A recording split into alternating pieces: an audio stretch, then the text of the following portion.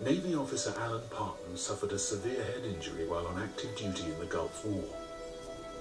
It left him confined to a wheelchair, unable to talk, and he lost half of his life's memories. You know, I can't remember my children's first steps, their first days at school, their being born, and I was there for all those occasions, but sadly those are memories robbed to me. But more than this, Alan didn't even recognise his children. He had no idea who the lady was that he had apparently married. And he lost the ability to feel any emotion. I had 2 attempts of suicide in rehabilitation because I'd lost my past, I'd lost my future, and I'm really in a psychologically bad place as well as physically. But that all changed with a chance encounter with a dog named Endel, who was failing his training to be an assistance dog and needed a home. At the time there was this 1-year-old Labrador up there that had health problems and a huge attitude problem. And bless him, you know, he saw something on the floor by my wheelchair, trotted across the training centre, picked it up and put it in my lap. Well, he didn't get a reaction, he didn't get a treat, he didn't get acknowledged, and this really hacked him off. I mean, this was a dog that didn't do anything for anyone, and he'd done it for me, and he wanted a treat, a reward, praise, anything, and he got the stone wall. And then he trotted over to the mock-up supermarket, took a tin off the shelf, brought it back and put it in my lap. Didn't get a reaction. To cut a long story short, I was disappearing under a mound of stuff. And just before I completely disappeared, the brain switched on and I smiled for the first time in a long time. And it was the start of our relationship.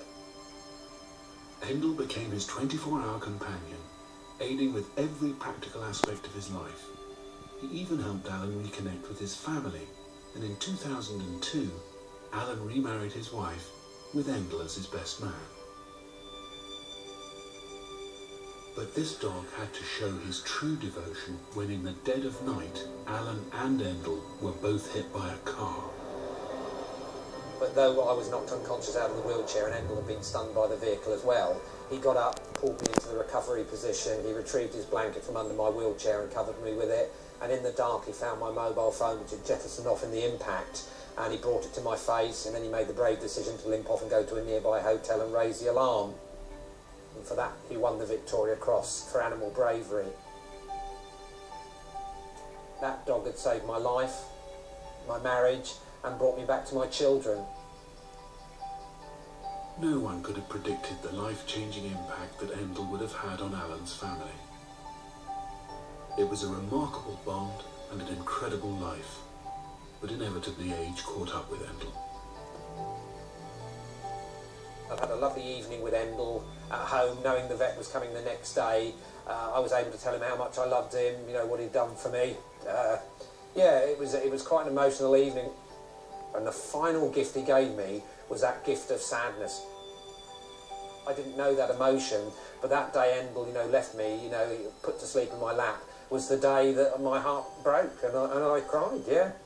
But there was a little guy in the corner who was there with a hanky in his mouth to wipe away the tears. He'd been nurturing alongside Endel for a year, and that day he picked up the baton and ran with it. Good lad. Good boy. Some people will come up to me in the street and they say they wish they had a dog as clever as Endel or EJ is, and I think they have. They just haven't opened their minds and hearts.